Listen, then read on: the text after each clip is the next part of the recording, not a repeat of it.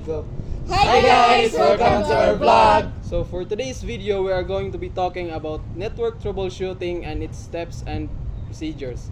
So first, we will introduce ourselves. I am Jude Khyle V. I'm Jurlie Sabanal. And I am Jemarie Zamora. I am Kristine Ypanto. And I'm Tendido. And we are the Group Group 7.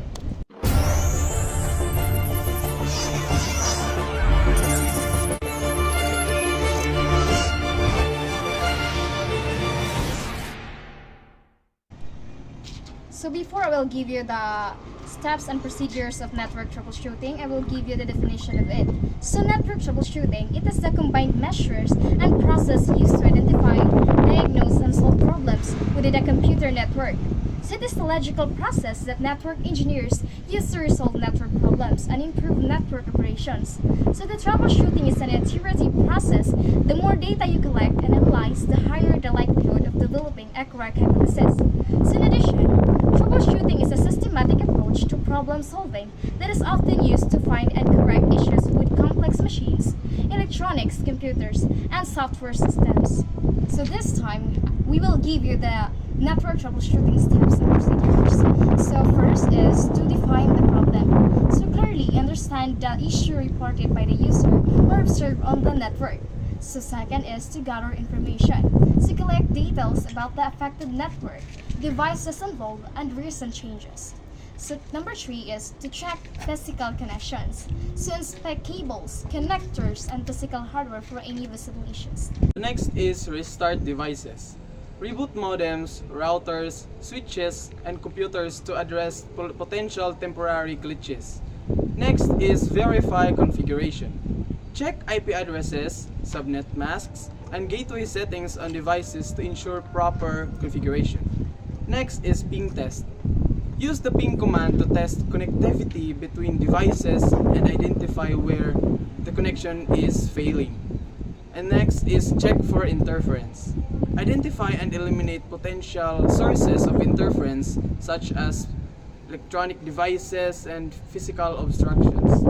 Next is review firewall and security settings. Examine firewall settings and security software to ensure they are not causing network issues.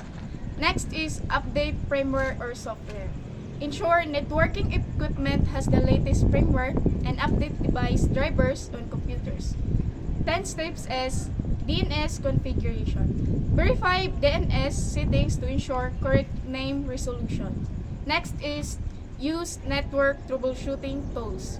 Employ tools like traceroute, netstat, or wireshark to analyze network traffic and pinpoint issues. So next is isolate the issue.